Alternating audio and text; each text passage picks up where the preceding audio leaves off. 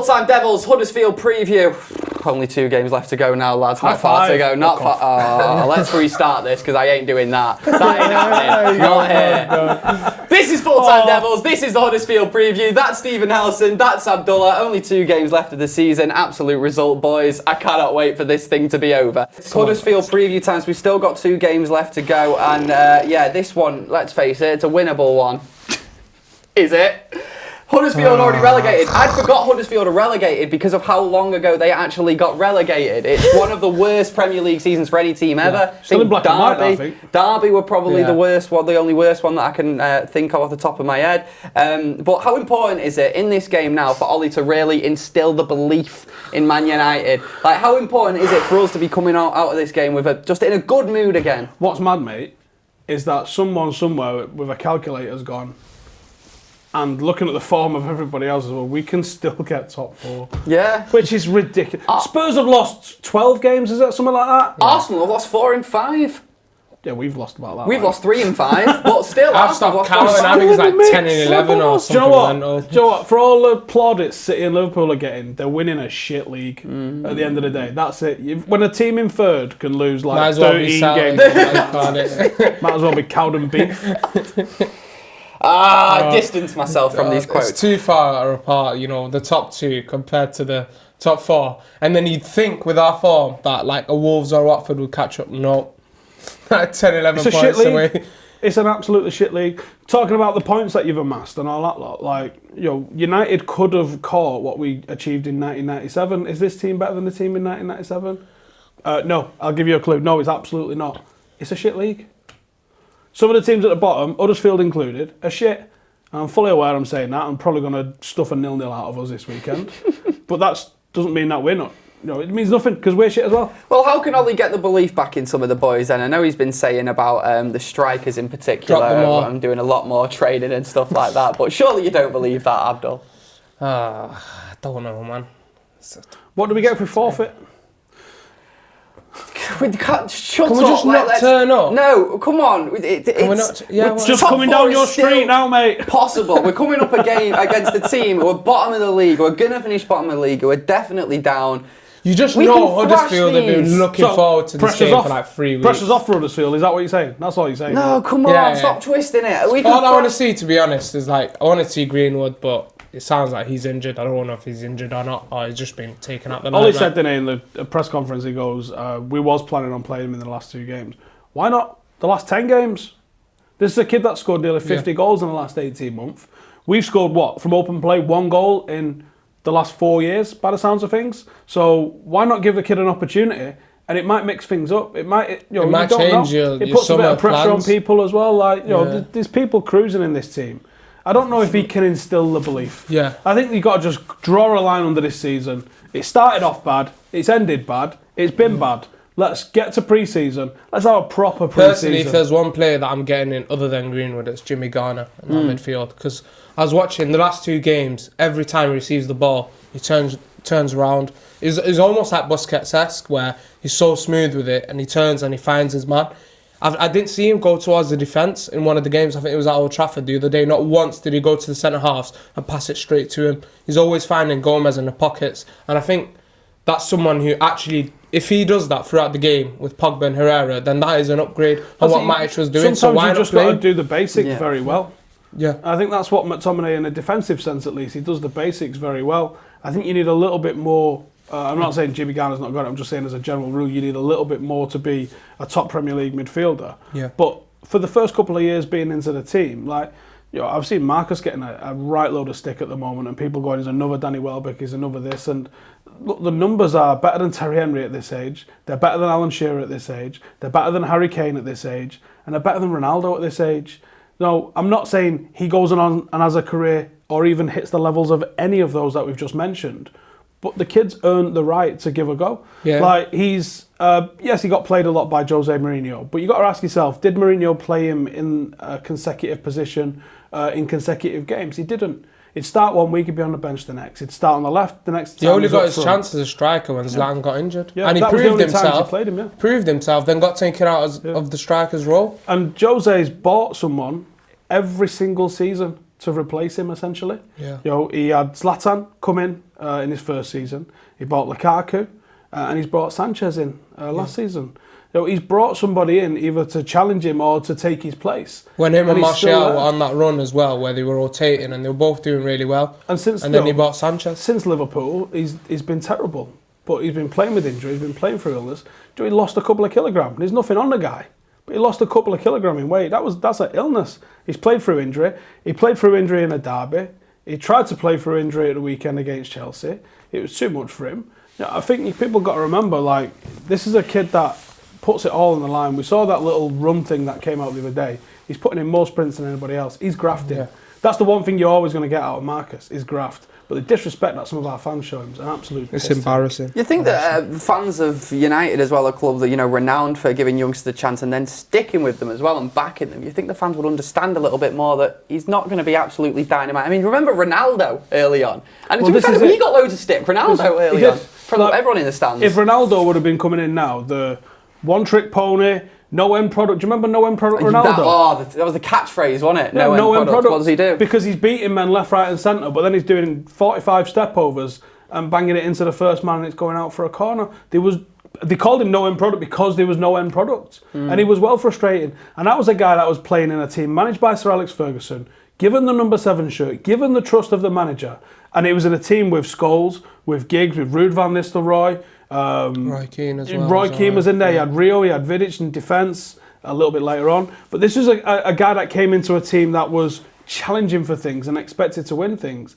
And he was frustrating with all those players around him. Marcus is putting up similar numbers when he gets shifted around constantly, when he gets dropped and put on a bench and then put in a different position when he gets. I think we've just got to, like I said, I'm not saying he comes anywhere near. I don't think he ends up his career with half the goals Ronaldo ends up with and half the goals that Shearer ends up with. But for what he's done at the age that he's done, how about a little patience with the kid? You know what I mean? Yeah. Okay, back to the manager then. It could potentially be, come end of the season, 2 wins in 12. And those 2 wins in the league, were they against West Ham and Watford? But I thought we were disappointed in both those games. Really disappointing, really. But West Ham and Watford had way too much of the ball in that game.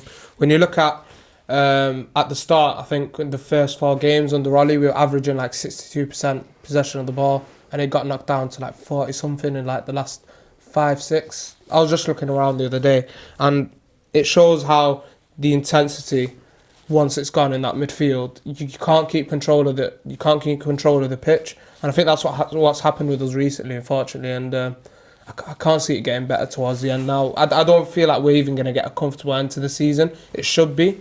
And I think the only way you do, I think you actually freshen things up by bringing in a Jimmy Garner or a Gomez. I think, honestly, that does change things a bit in midfield, because how are you going to motivate these players when there's 2 games that aren't going to really put you in the Champions League? And you say, look, there's places on the tour and there's shirts for next season.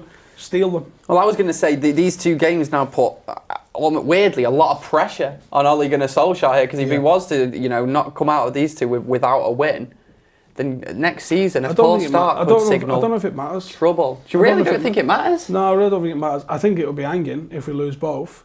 But in the grand scheme of things, I don't think it matters. What we do in these games, obviously I want to see us win. I'd like to see him freshen it up with some youngsters to maybe mix up that mentality. But I'm a little bit conflicted on that as well, because I think that if you look at the stats from United with Herrera, without Herrera, it shows the importance of Ander Herrera. Yeah. So you either got to play Ander Herrera or find someone else that can do the job that he can do. And I'm not sure that we've got that in the squad or the academy. So I'm conflicted a little bit in terms of, what do? Do you go for it and you try and play Herrera? Do you try and use these last couple of games to convince him? Do you give him the armband and you say, look, man, it's there for you next season if you sign the paper? Because Ander Herrera is a big part. Look, we needed 5 or 6 players, right? That's before we even look at anyone that could be going. And if the talk of Dave going, Pogba going, Mata, Herrera, Sanchez, this Lukaku talk, we could be looking at 10, 15 players needed. And guess what? You're not doing that in one season. You're not doing that in one season. We do need to do it, though, don't we? We need a big clear. Obviously, 15 is ridiculous, but we do need a big clear out. Yeah, we do. It's just who's going to take those players' contracts on. No, we need 5 now before we look at any going out. 5, exactly, 6. You could probably make a case for more. But looking at this next one, Huddersfield already relegated. Surely this is a great opportunity now to finish the season with a bit of confidence and steamroller them potentially. Yeah, it's a good opportunity to do that. It's just who plays on that pitch and if they want it enough. They know that Champions League's looking less likely now, pretty much impossible. So, we need a win. If we don't win, then it's over. So of course, a lot of those players are motivated with that, and with that being taken out of them.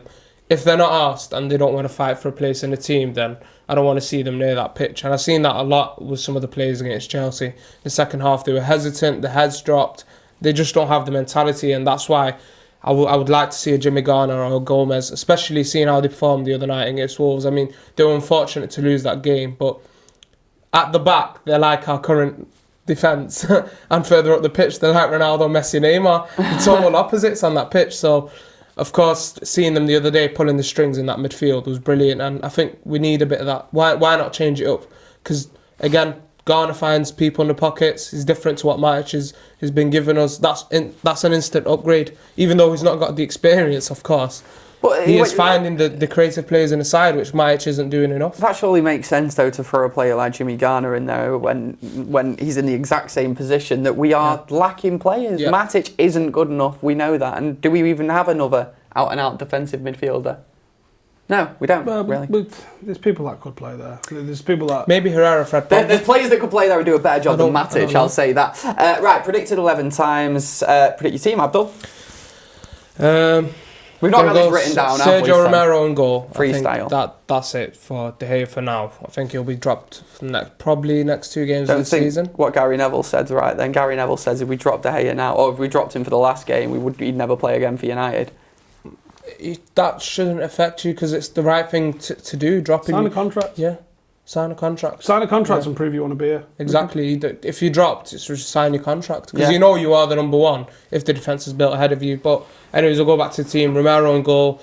Lindelof. Who's out? Bailly's out, isn't he? Oh, such a hard one, man. I wish Axel was around. Gonna have to go Lindelof and Phil Jones. Yeah. Honestly, I don't want to see Chris Smalling. Bloody Phil Jones. Right back, I'd love to see it getting freshened up a bit with Delo. At left back, Luke Shaw. I'm going to go with a bold one and say, you know what, actually no, I was going to say Jimmy Garner, but I'll go Herrera, Fred, Pogba, because we've not seen that midfield 3 yet this season. Why not?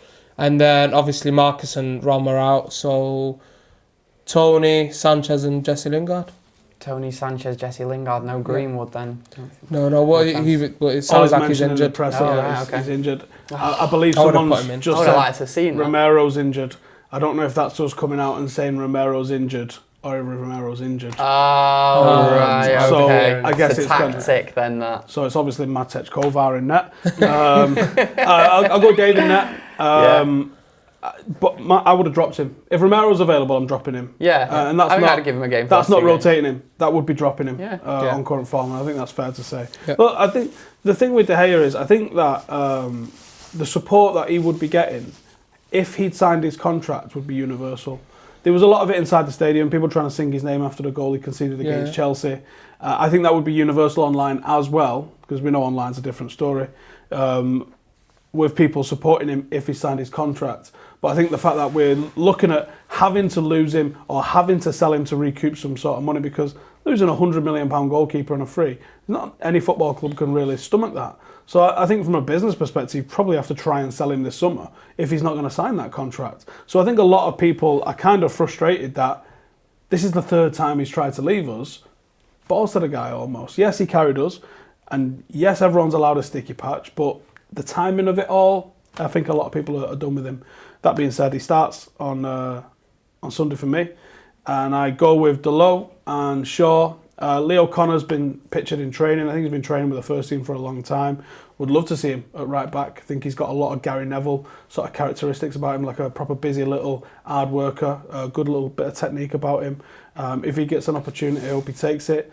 I think it's going to be Jones and Lindelof to sort of echo the back four there that Abdul's going with. Phil Jones is actually decent, allegedly, with the ball. Stats say he is. Your eyes tell you Smalling, isn't he? he's a little terrifying. Eyes do show that he's better than Smalling. Yeah. Although if I was there, it's just that he looks like he's late for something, done it all the time, the way he darts around the pitch. Yeah. He doesn't have that composed nature that some centre halves have. In midfield, I'd go with McTominay, 4-4-2 diamond with McTominay, Herrera and Pogba. But I'd go with Angel Gomez at the top. In that Mata role, I thought that midfield was very good against Chelsea, at least in the first half. I'll just bring in Gomez as a little bit of a look to the future, a little bit of show us what you can do. And there's not a lot of youngsters in this team, so I think we should always have one in there. And then up front, I think it'll be Tony and Sanchez. Yeah. I'd love to throw in a couple of youngsters. I'd love to put Garner and Gomez in my team, but I don't think it could happen this weekend. Even though Garner would fit into the team where we really need him, and even though we've not got any strikers for Sunday, I don't think we'll see anyone. The only other striker really. that's probably, Bowie's not good enough. Definitely not. Burkhardt, you can kind of be on the fence with. He's the fastest player at the club. That's got I'd love stand to for see something. Burkhardt. I think he's an intelligent player. Is he the fastest? Would you say he's the fastest? No, I wouldn't player? say he is. He is the fastest. That's the Well, fact. Chong and He's the fastest player in the club. okay. So I think that there's something to be said about that. Is he going to cut the grade at United? Not sure. But it'd be nice for us to find out. Okay. You can get a ball into the final third and get him on it. He's not getting caught, is he? So, but I don't think you're going to see it. I'm going to go Dave in goal. I'm going to go Deloshaw full-backs. I'm probably going to do the same back four that you two have put, actually. Smalling out. No, it's just shit, Gaz. Right, Yeah, okay, just fair really, enough. really Well, no, you know bad. what? I'm going to put Smalling in there just because So I think... bad that Phil Jones is in the team. Just because I think that's what he'll play. Smalling with Lindelof, 3 in midfield, McTominay, Pogba and Herrera we'll go with. Up top, Martial on the left. It's going to be Lingard on the right. And I don't know who to play as striker because you've played Sanchez, you've played Gomez... Not as a striker. Not as a striker, but more as a... Yeah, I know what you're saying. All right, I think I'll say Sanchez then. Sanchez up top. Right then, opposition, Huddersfield, what can you tell me about them? The relegated, Gaz. Yeah. They're almost as good as we are on form lately. They're shocking. To be honest, it's a bit of a surprise because I thought they proved quite capable last season, and I definitely didn't have them getting relegated like August when they did get relegated. Give us loads of problems, haven't they, in the past few years? It's like... They got like Aaron Moyer's obviously the key player that you want to probably be looking at, but they just haven't scored goals, and they do concede goals. Normally you'll get a team that's down here in the bottom, they'll maybe score goals but concede a load. They've only won 3 games. They've only won 3 games this season. You just know we're going to be that far. I don't think we'll lose. Get rid of it. This is the bit that you have to clip up from. I don't think we'll lose. But I do think they could probably snuff a fucking 0-0 If out they of us. score against us, We can't score from open play, can we? That's a problem. That's a proper such a problem. bad game to watch for the neutral. Yeah. Maybe don't turn this one in. This is definitely Sunday morning watching. Go straight back to bed. Ollie Oaks Omnibus. Watch this. Back in bed. Happy days. I'm starting to understand why Adam didn't fancy doing Fancams and has sent me instead. Great, I'm really looking forward to it. Abdul, can you tell me anything about Huddersfield then? Apart from the fact that... The goal difference is minus 54, so... It's a stop on the ale trail. Wow, minus 54. They've only won 1 game in 2019. Sensational. Only How many Sensational. more than us is that? And now we're coming up against them. Surely, I mean, I know we're joking. We are joking on the preview, but surely we're going to thrash him now. And surely we can go and thrash him. We've been Sanchez and Martial, we've been don't expect any marginally better movement. away from home. Remember Everton, right? We've been marginally better away from home. Remember Arsenal, right? We've been just a little bit better away from home with loads of times. Which means that all got to do is fucking score a goal. They're probably not going to score. Score prediction. Say 1-0, aren't you? I'll say 2-0 United. 2-0 United. I'm just going to be confident for no reason, say 3-0. 4-0. Jimmy Garner gets on and bangs one in. 4-0. We're all going to be happy at the end of it. And Chelsea and Arsenal are both going to drop points as well. And top 4 is going to be well and truly on. Chelsea have got an horrendous running, to be honest. Chelsea is the ones that I think you could get over. Is it Chelsea who have got Leicester or...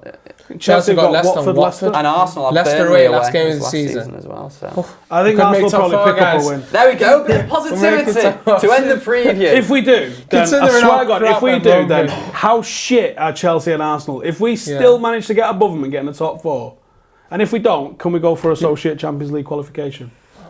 Look forward to the weekend then. We've got all the fan cams coming from Huddersfield on Sunday. Make I feel sure like you go Gaz just ignored me then. watch these guys on YouTube as well. I did. I just wanted to finish. I need to get home.